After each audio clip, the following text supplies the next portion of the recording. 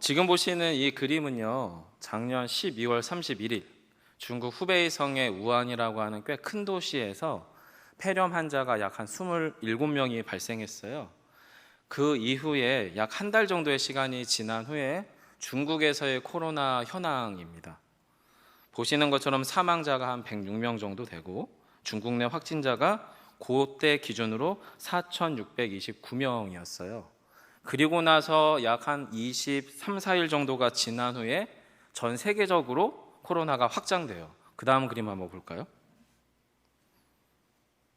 네, 이거는 2월 중에 2월 20일 정도 되는 그림이에요.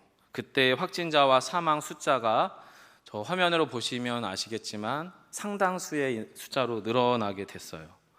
그리고 나서 어제 제가 밤 10시에 구글에서 검색을 한 숫자입니다. 밑줄 거는 숫자 좀 보이세요? 맨 첫 번째가 6자로 시작을 하죠. 그리고 빨간 글씨로 된 게 3자로 시작을 합니다. 앞에 거는 확진자고 두 번째는 사망자입니다. 어제 날짜로 대략 한 5개월 정도의 시간이 지났거든요. 그리고 전 세계적으로 코로나가 이제는 팬데믹이라고 해서 대전염병의 현황이 돼버렸어요. 중국 어느 한쪽에서 처음에 작기 시작했는데 불과 5개월 만에 1월에는 4,629명이었던 확진자가 630만 명으로 넘어섰고요. 사망자는 1월에 106명에서 현재는 약 38만 명에 육박하는 사망자를 기록하고 있습니다. 발생 국가도 1월 달에는 약 한 20여 개국이었다가요. 5개월이 지난 현재는 총 214개국 정도로 지금도 확장되고 있는 것 같아요. 그야말로 전 세계적으로 동시다발적으로 확장되고 있는 코로나 상황이에요. 그야말로 팬데믹, 대전염병의 시대인 것 같아요.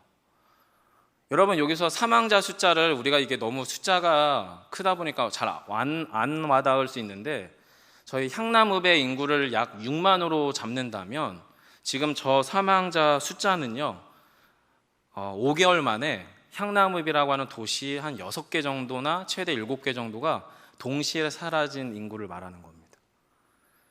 전쟁 때나 이런 일이 일어나는데 질병으로도 이런 일이 일어나더라라고 하는 거죠. 이런 상황이다 보니까 많은 전문가 집단들이 코로나 이후의 세상, 포스트 코로나에 대해서 진단하고 해석하고 예측하기 시작을 했어요.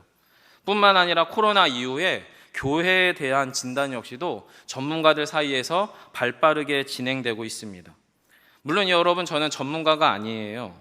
그리고 제가 코로나에 대한 어떤 진단이나 또 아니면 그 어떤 예측이나 의미 있는 대안을 제시할 수준의 사람도 아니에요. 하지만 저 역시도 코로나의 영향을 받고 있는 지금 이 동시대를 관통하고 있는 사람으로서, 그리고 또 어느 한 교회를 섬기고 있는 목사로서 우리가 같이 경험하고 있는 이 코로나 상황들 안에서 함께 신앙적인 고민을 나누는 것은 의미가 있어 보여서 약 한 4주간에 걸쳐서 저희가 코로나를 통과하며 우리의 교회와 우리의 신앙에 대해서 생각해 보려고 합니다. 4주간의 설교를 준비하면서 아시아 미래 연구소 소장이라고 하는 최현식 소장의 강의 영상을 보게 됐습니다. 그 강연에서 최현식 소장은 코로나 이후에 한국 교회가 매우 중대한 변화의 시점에 직면하게 될 것이라고 예측했습니다. 마치 코로나가 권총의 방아쇠 같다는 거죠. 코로나가 방아쇠를 빵 하고 당기고 나서 향후 2, 3년 내에 한국을 포함한 전 세계적인 경제 위기가 찾아올 거고, 이 경제 위기 가운데서 경제의 주체가 되는 기업이나 개인들의 경제에 심각한 위기가 찾아올 것이고, 이 경제의 주체가 되는 기업과 그리고 각각의 개인의 경제 주체들은 우리 교회 안에도 있죠. 누굽니까? 바로 여러분이세요. 이 사회의 경제 주체이자 우리 교회 안의 경제 주체가 되는 성도들의 경제적 위기가 곧 찾아오게 될 거라고 진단하는 거예요. 그리고 이런 성도들의 경제적인 위기는 교회의 생존에 위협이 된다라고 진단합니다. 게다가 한국은 더 암울한 상황들이 있습니다. 급속도로 초고령화 사회로 이미 진입을 했습니다. 초고령화 사회로 진입했다라고 하는 것은 실물 경제 인구, 경제 활동이 가능한 인구수가 심각하게 줄어들고 있다라고 하는 것을 말합니다. 예컨대 청년 실업이 더욱더 고조되고 있고요. 저출산으로 인해서 생산 가능 인구수의 연령대에 있는 사람들이 더 이상 태어나고 있지 않아요. 그리고 이것을 우리 교회식으로 표현하면 주일학교 세대가 감소하고 있는 게 한국의 현실이에요. 결국에 이런 결과들이 우리 교회 안에서 경제 주체인 성도들, 또한 사역의 주체가 되는 성도들이 비어버리는 공동화 현상이 한국 교회 안에 곧 찾아올 거라는 거죠. 제 얘기가 아니고 전문가의 얘기입니다. 여러분, 이 이야기를 들으면 좀 암울하지 않습니까? 좀 이렇게 우울해질 수 있을 것 같아요. 하지만 제가 이런 진단과 이런 이야기를 여러분에게 나누는 것이 이게 우리의 현실이니까 우리 두려움을 가지고 기도합시다, 이런 얘기를 하려고 하는 게 아닙니다. 두려움을 갖자고 말씀드리려고 하는 게 아니라 오히려 세상이 이미 자신들이 살아가는 세상과 교회에 대해서 이런 진단을 내리고 있고 이런 질문들을 교회를 향해서 하고 있다면 교회 역시도 그런 질문과 진단들에 대해서 우리 각자가 교회로서의 나름의 건강한 답을 준비해야 된다라고 저는 개인적으로 생각합니다. 결국에 최현식 소장의 요점도 그거였어요. 코로나19라고 하는 전무후무한 자연질병의 위협 후에 찾아오는 교회의 위기를 한국교회가 분명히 통과하게 될 것인데, 그것을 통과하면서 교회가 집중해야 될, 살펴보아야 될 4가지 변화의 요소가 있다는 거예요. 그래서 그 4가지 변화의 요소를 우리 교회들이 고민해 봤으면 좋겠다라고 이야기하면서 한국교회가 반드시 변해야 할 것과 또한 한국교회가 반드시 변하지 않아야 될 것이 무엇인지를 서로 좀 충분히 분별하면서 꼭 집중해야 되는 4가지 범주를 지금 이 화면 가운데에서 설명합니다. 그래서 첫 번째는 코로나 이전 중에서 여전히 유지되고 있었던 그 어떤 요소 중에는 확실히 코로나 이전으로 코로나가 끝난다 하더라도 반드시 돌아가게 될 현상이 하나 있는데 뭐냐면 오프라인 예배. 현장 예배는 계속 재개될 거라는 거예요. 그리고 동시에 우리가 과거에 긍정적으로든 또는 부정적으로든 또 아니면 우리의 삶 가운데서 우리의 삶이 그것이 누군가의 영향을 좋게든 나쁘게든 끼쳤든 간에 어쨌든 우리 스스로가 가졌던 신앙적 기준, 신앙적 삶, 신앙적인 태도를 견지하게 될 것은 분명히 돌아갈 거라는 거죠. 태극기 부대에 손을 들었던 분이 갑자기 저쪽 가서 노란 손수건이나 아니면 노란 리본을 달 수는 없잖아요. 그리고 이쪽에 계신 분이 갑자기 태극기 부대에 가서 할 수는 없겠죠. 각자의 어떤 신앙적인 견지, 정치적인 견해는 그대로 견지하면서 예전의 삶의 태도로 돌아가게 될 거라는 거예요. 반드시 그렇게 될 거라는 거죠. 하지만 그런 과정 중에서 우리가 감지하든 감지하지 못하든 서서히 시작되는 변화들이 있다는 거예요. 그 중에서 가장 직접적인 질문이 이런 거예요. 온라인 예배 해봤더니 나쁘지 않다는 거예요. 특히나 젊은 세대에서 어린아이들을 가정에 둔 부모님들 입장에서는 온라인 예배는 훨씬 더 안전하고 자기 가족들을 지킬 뿐만 아니라 타인들을 향한 최상의 배려가 되는 온라인 예배예요. 그래서 나쁘지 않은 거예요. 온라인 헌금도 나쁘지 않아요. 그리고 이번에 코로나 때 우리는 그렇게 했잖아요. 그러다 보니까 서서히 그런 요구들이 일어난다는 거죠. 이런 예배 나쁘지 않잖아요. 계속하면 되지 않겠어요? 라고 하는 질문들이 생긴다라고 하는 거죠. 그리고 이것들이 가속도가 붙어요. 코로나 이후에 더욱더 강력하게 발생할 상황들은 온라인 예배에 대한 강력한 니드, 그리고 그 온라인 예배에 채워질 온라인 콘텐츠들에 대한 목마름 요구들, 그리고 온 오프라인의 예배 안에서의 교집합들, 온라인에서 해야 될 것과 오프라인에서 해야 될 것들이 서로 교차되면서 그 안에서 전혀 다른 형태의 예배가 발생할 수 있다라고 이야기합니다. 심지어는 이게 온라인이 활성화되기 시작하다 보니까 개교회주의, 예수양랑교회에서만 예배가 나에게는 진짜 예배였고 다른 휴가 가서 다른 곳에서 예배하는 것은 왠지 조금 찝찝하고 미안했었는데 이제 그런 것들에 대한 일말의 불편함들이 사라지는 시대, 탈개교화됩니다. 그리고 탈지역화됩니다. 이런 일들은 전격적으로 확실하게 강력하게 일어날 거라고 이야기하는 거예요. 그러면서 동시에 전혀 새로운 선택과 행동들로 전환되게 되는 거죠. 보건방역이 생활방역으로 돼요. 마스크를 쓰고 신방을 해야 돼요.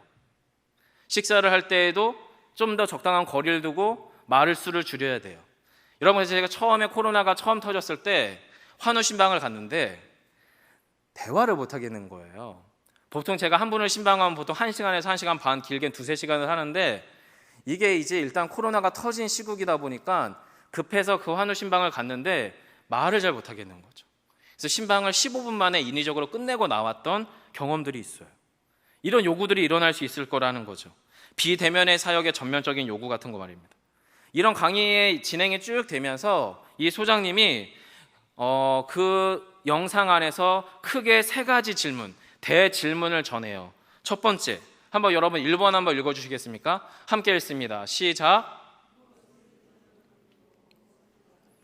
네, 교회가 무엇을 이전의 모습으로 다시 돌아가고 무엇을 남겨둘 것인가? 두 번째, 같이 읽어볼까요?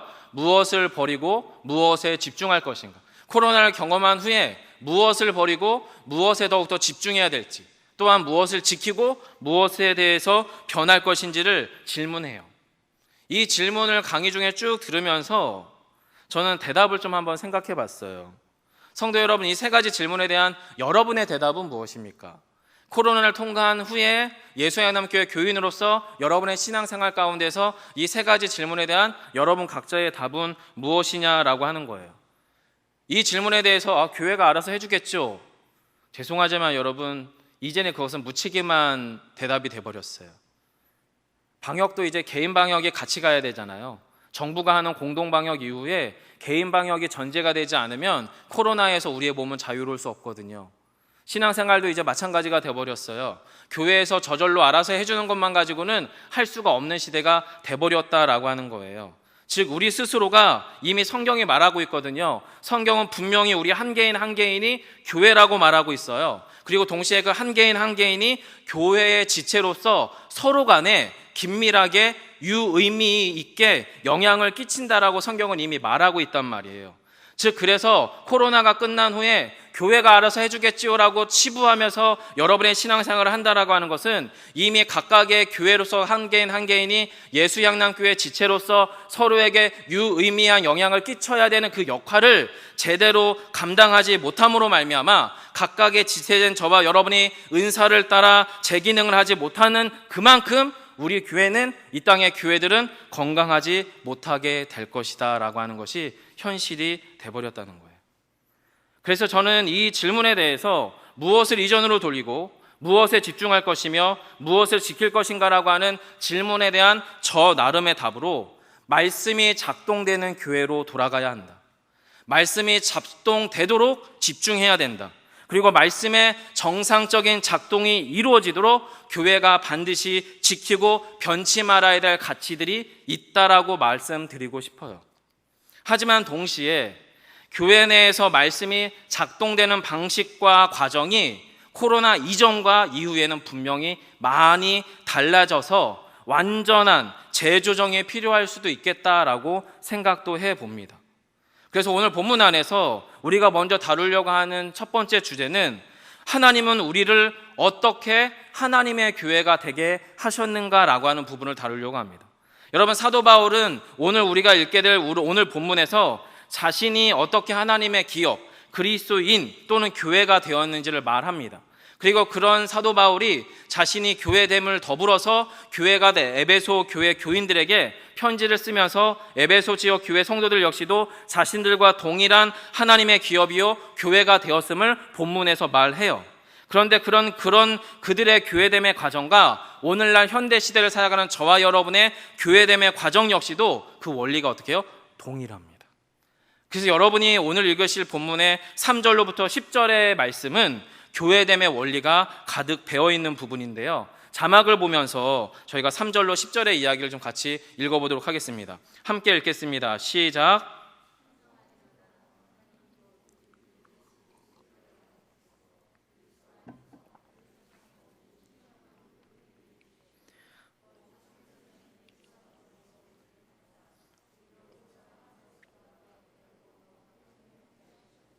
그 깊으신 뜻대로 우리를 예정하사 말미암아 자기의 아들들이 되게 하셨으니 이는 그가 사랑하시는 자 안에서 우리에게 거저 그의 은혜의 영광을 찬송하게 하려는 것이라.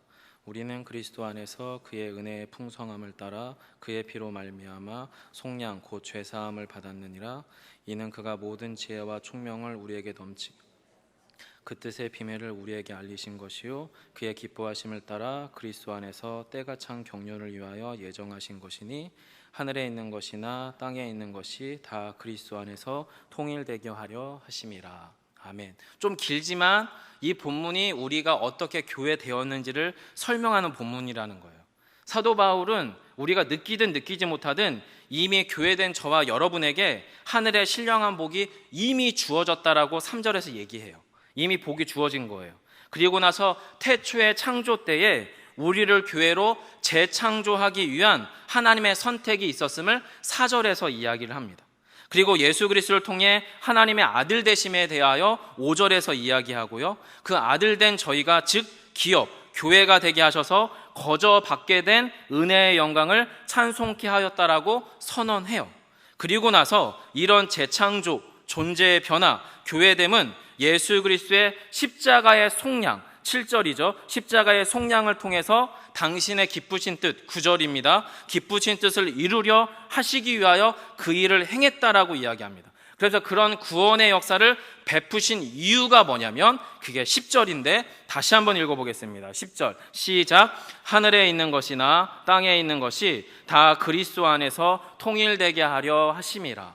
여러분, 이 10절을 아주 큰 범위 안에서 그냥 하늘에 있는 모든 만물 또는 땅에 있는 모든 만물로 이해할 수도 있지만 좁은 의미로는 이것이 하늘에 있는 것, 즉 하나님께로부터 출발한 보이지 않는 우주적 교회, 보편교회, 하나님의 백성으로 세우시는 하나님의 교회로서의 하늘에 있는 교회와 땅에 있는 지상의 교회죠. 만져지는 교회죠. 보여지는 교회죠. 우리가 참여해서 몸으로 이룬 이 땅의 교회들이 어떻게 해요? 함께 통일되게 하려 하심이다라고 해석도 가능한 구절이에요.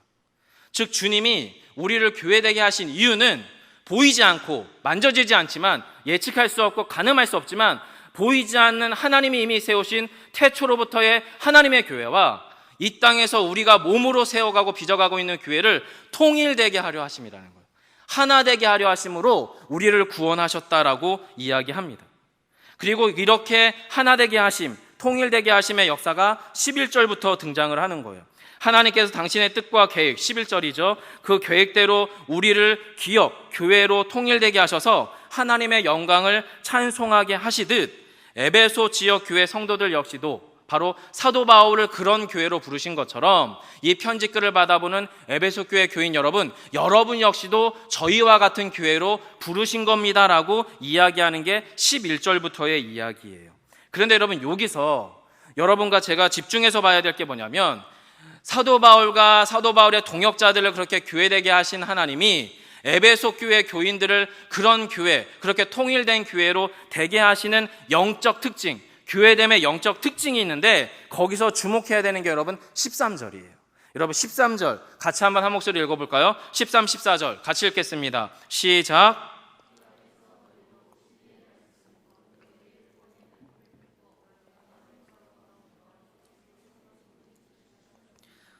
이는 우리의 기업의 보증이 되사 속량하시고 그의 영광을 찬송하게 하려 하심이라.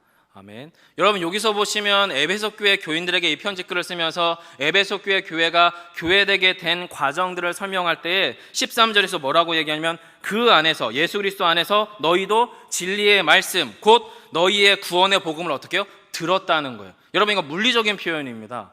복음을 진짜 들은 거예요. 감각적으로 귀로 들었든 눈으로 들었든 복음을 들은 거예요. 그렇게 복음을 듣고 그 안에서 또한 어떻게 해요? 성령의 약속의 성령으로 인치심을 받음으로 어떻게 해요? 그렇게 됨으로 그들이 교회가 되었다라고 이야기하고 있는 거예요. 성도 여러분, 보이는 교회, 이 땅의 지상교회, 에베소 교회를 포함한 예수양남교회를 하나님의 교회 되게 하시는 강력한 역사는 무엇을 통해서 일어나냐면 진리의 말씀을 통해서라는 거예요. 그리고 이 진리의 말씀을 약속의 성령께서 인치셔서 믿게 하고 확증하게 하고 그 말씀이 우리 안에서 실제로 효력이 돼서 우리를 교회되게 하신다는 거예요. 내가 교회 돼야겠다, 내가 예수양남교회 다녀야겠다, 내가 예수양남교회 등록해야겠다 해서 저랑 여러분의 교회가 되는 게 아니라 우리가 알지 못하는 창세의 때에 우리를 교회되게 하시는 하나님의 그 거대하신 뜻이 우리를 예수양남교회 지역교회 안에 넣으심으로 그 가운데서 진리의 말씀이 선포되게 하고 그 말씀을 듣고 그 말씀이 성령의 인치 가운데서 믿게 됨으로 말미암아 내가 그런 교회구나라고 하는 것을 확증하게 했다는 거예요. 이게 여러분 저와 여러분의 교회됨의 과정이다라고 하는 거죠. 여러분, 그래서 저는 이 땅의 교회를 참 교회되게 하신 예수 그리스도에게 통일되게 하시는 힘은 하나님의 말씀이 성령을 따라 정상적으로 역사하는 바로 그 교회에서만 가능한 줄 믿어요. 그래서 오늘 설교의 제목들을 따라서 말씀이 성령을 따라 올바르게 작동되는 교회일 때 우리는 교회일 수 있을 겁니다. 여러분, 왜 말씀이 작동되는 교회, 이런 영적 특징을 가진 교회가 중요하나요? 더 이상 여러분 교회가요, 눈에 보이는 외적인 건물의 규모, 교인의 숫자, 재정 규모와 지역사회에 끼치는 영향력 등이 상당 부분 이전에 영향을 끼쳤었어요. 하지만 코로나가 지난 후에는 코로나 이전으로 돌아갈 수 없게 됐기 때문이에요.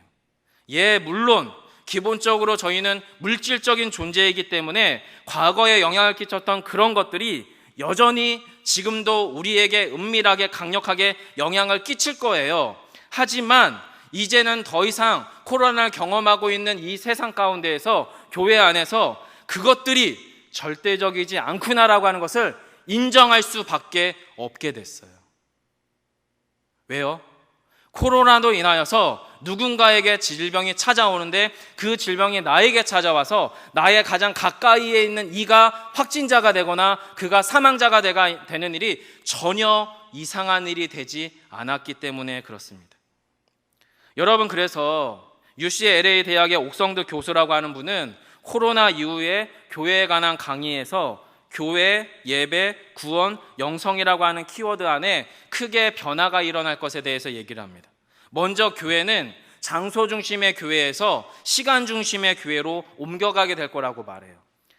예전에는 여러분 현장 예배, 현장 사역, 현장 교제가 강조되고 중요시 되었어요. 더 정확하게는요, 예배당 예배, 예배당 사역, 예배당 교제가 중요하고 결정적이었어요.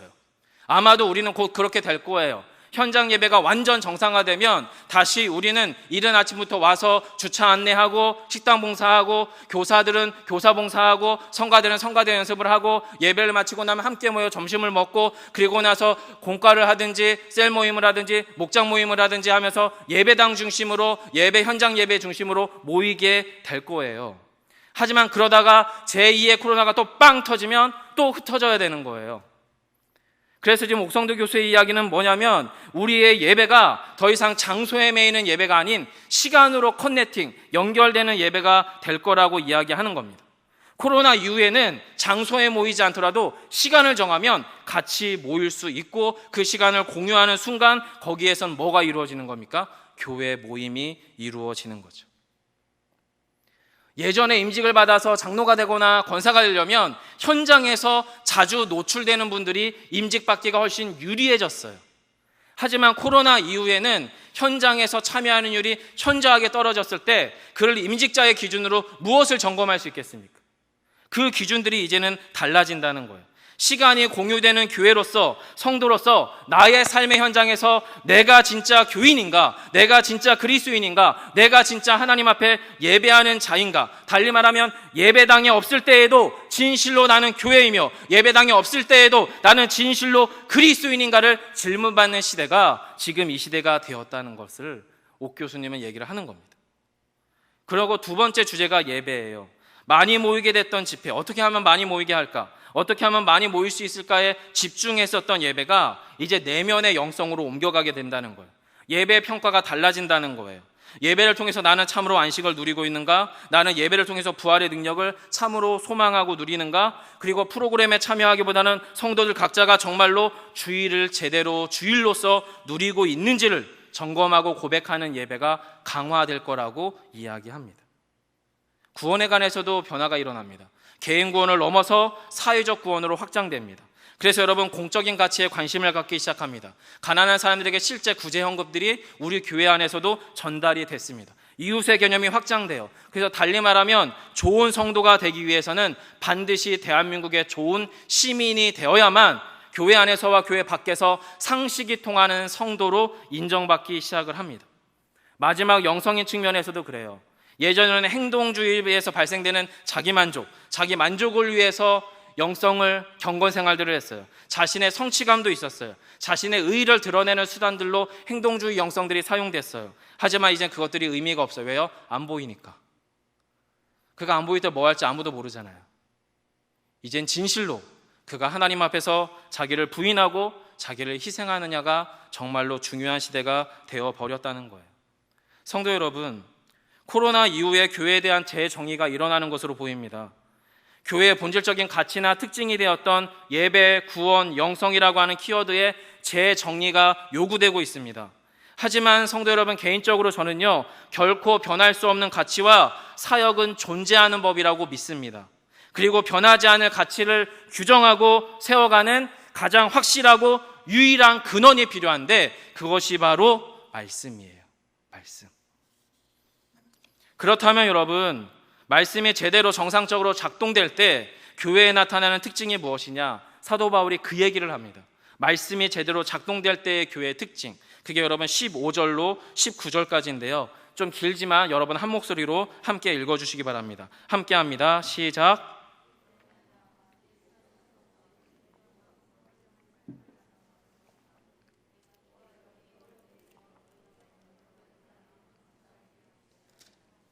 우리 주 예수 그리스도의 하나님 아버지께서 지혜와 계시의 영을 너희에게 주사 하나님을 알게 하시고 너희 마음의 눈을 밝히사 그의 부르심의 소망이 무엇이며 성도 안에서 그 기업의 영광의 풍성함이 무엇이며 그의 힘의 위력으로 역사하심을 따라 믿는 능력의 지극히 크심이 어떠한 것을 너희로 알게 하시기를 구하노라. 아멘. 여러분, 요거는 문장으로는 기도문이에요. 사도 바울이 에베소 교회 교인들을 향한 기도예요. 기도. 형태는 기도예요. 그런데 여러분, 결국에 이것을 유심히 읽어나가다 보면 뭐냐면 사도 바울의 내면과 사도 바울의 영혼 안에서 이미 일어난 교회됨의 역사예요. 그래서 사도 바울이 이 기도를 할 때의 갈망은 뭐냐면 내 안에서 일어난 교회됨의 역사의 변화처럼 에베소 교회 안에서 에베소 교회 교인들 역시도 그런 교회됨의 변화의 역사가 동일하게 이루어지거나 발견되기를 갈망하는 가치가 여러분 읽으신 15절부터 19절 사이에 배어 있어요. 여러분, 15절에서 그 교회됨의 가치가 뭡니까? 주 예수 안에서 성도 간의 믿음과 사랑이 발견돼요. 16절에서는 서로 간에 기도하는데 얼굴 안 보고 있어요. 떨어져 있어요. 근데 서로 그렇게 기도할 때에 그 아무개를 향해서 기도할 때에 감사함이 터져 나와요. 왜요? 그는 나와 같은 그리스도를 주로 고백하며 그도 역시 나처럼 나를 위해서 기도할 거라고 하는 확신과 감사함이 넘치는 거죠. 17절에서는 여러분, 하나님께서 지혜와 계시의 영, 성령을 주셔서 하나님을 알게 하십니다. 18절은 마음의 눈을 밝히셔서 하나님께서 우리를 교회로 부르신 소망이 무엇이며 성도 안에 교회의 영광의 풍성함이 무엇인지를 알게 하십니다. 19절은요, 교회된 우리를 인치시는 성령을 믿는 우리 안에서 성령의 놀랍고 크신 능력이 무엇인지를 알게 한다라는 거예요. 결론적으로 말씀이 정상적으로 작동될 때 일어나는 변화가 사도 바울 안에 이미 있었고 이것이 에베소 교회 안에 가득하기를 갈망하며 그 가치들이 에베소 교회 안에 실현되기를 소망하며 사도 바울이 이 편지글을 쓴 거라는 거죠. 그리고 이런 15절 이하 19절에 나오는 교회됨의 이 풍성한 역사, 이 영적인 풍성함은 결국에 어디서부터 출발합니까? 13절의 진리의 말씀으로부터 출발한다라는 거예요. 성령이 인치시는 말씀의 역사로부터 이루어진다라고 하는 거죠. 그래서 여러분, 교회 안에서 말씀이 정상적으로 작동된다는 것은 하나님의 성품이나 또는 하나님의 덕이 풍성히 나타나는 것을 말합니다.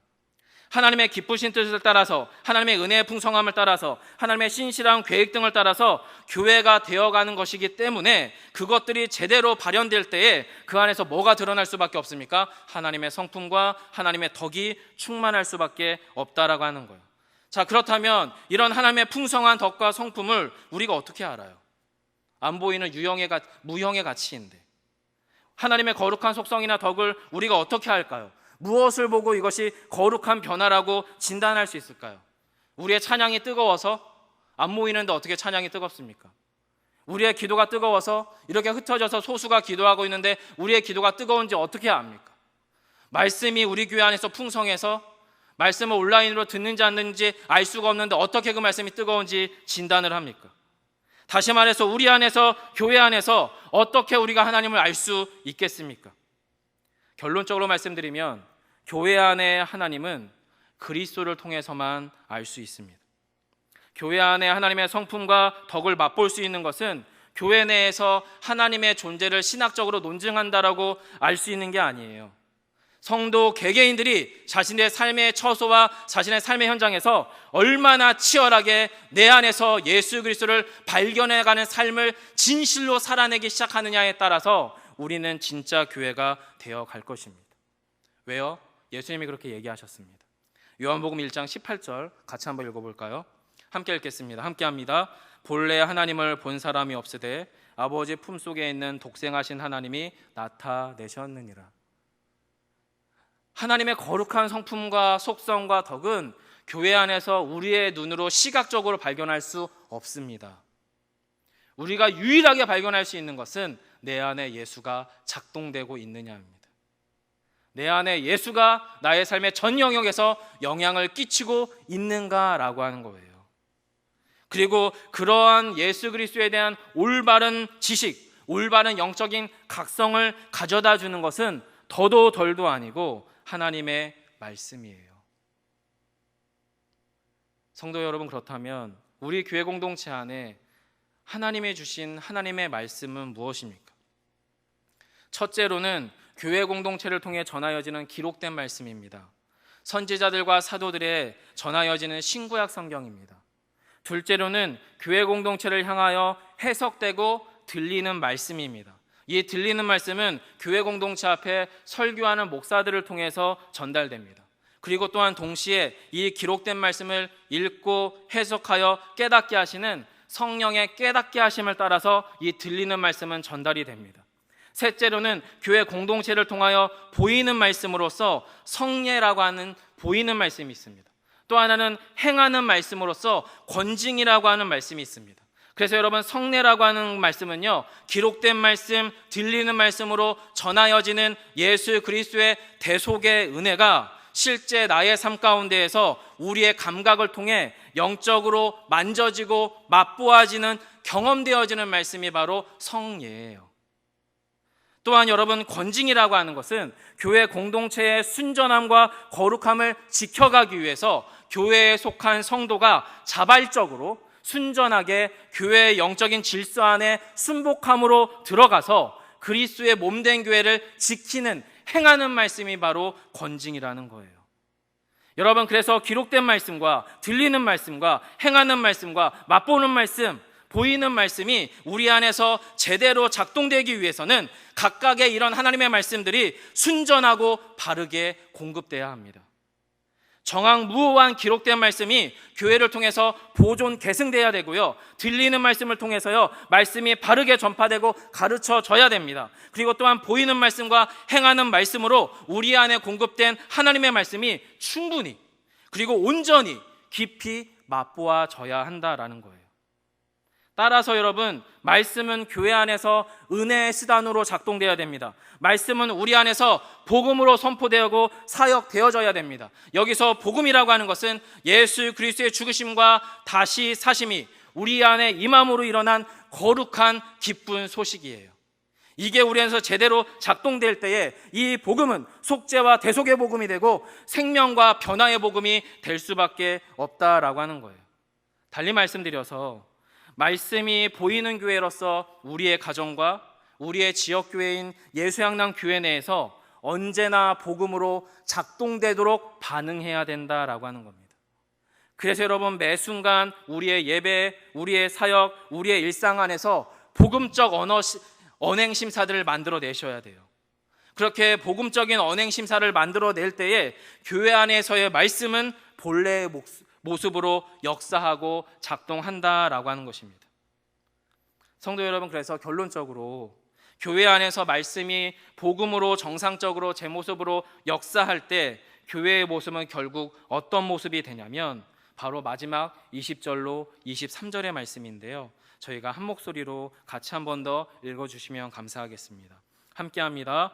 그의 능력이 그리스도 안에서 역사하사 죽은 자 가운데서 다시 살리시고 하늘에서 자기의 오른편에 앉으사 모든 통치와 권세와 능력과 주권과 이 세상뿐 아니라 오는 세상에 일컫는 모든 이름 위에 뛰어나게 하시고 또 만물을 그의 발 아래 복종하게 하시고 그를 만물 위에 교회의 머리로 삼으셨느니라. 교회는 그의 몸이니 만물 안에서 만물을 충만케 하시는 이의 충만함이니라.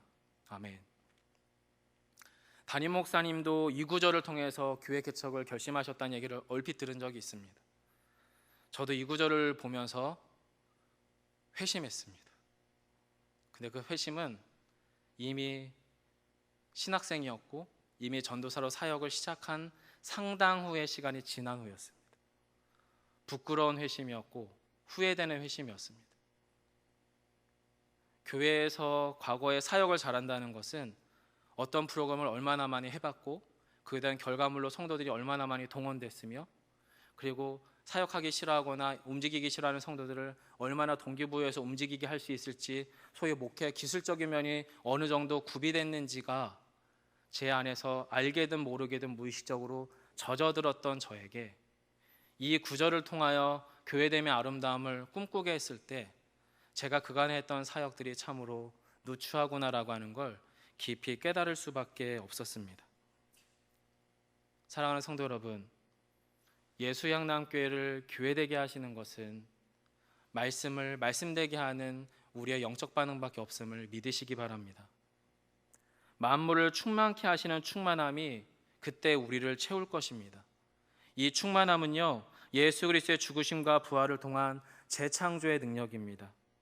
예수 그리스도를 믿는 이 땅의 교회들을 참 교회가 되게 하시는 능력입니다. 그리고 오늘날 저와 여러분 또한 우리의 예수향남교회를 비롯한 이 땅의 교회들이 회복하고 누려야 할 말씀의 능력이며 복음의 능력입니다.